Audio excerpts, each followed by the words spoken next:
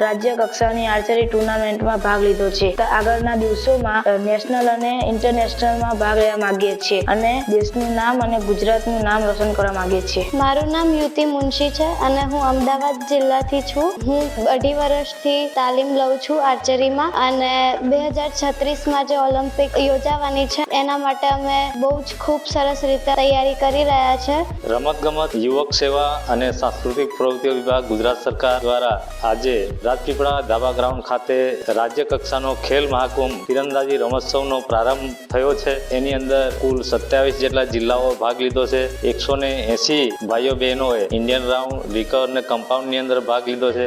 આ ખેલાડીઓ અત્યારે જે રમી રહ્યા છે એમાં ઘણા ખેલાડીઓ નેશનલ મેડલિસ્ટ છે. આવનારા દિવસોમાં જે નેશનલ, ઇન્ટરનેશનલ અને 2036માં જે ગુજરાતમાં જે ઓલિમ્પિક રમાવાની છે ખેલાડીઓ એ રીતની તૈયારી પણ કરી રહ્યા છે.